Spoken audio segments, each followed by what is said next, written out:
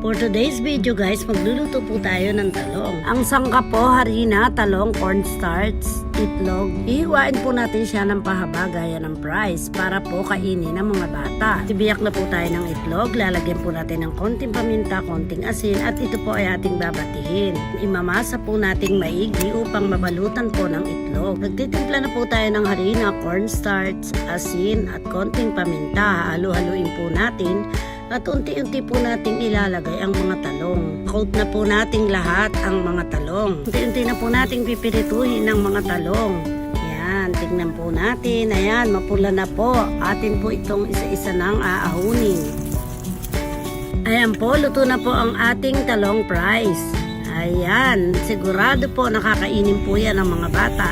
Dahil di po nila nararamdaman nakakakain sila ng gulay. Ayan, halika po, kain po tayo. Please like, comment, and share.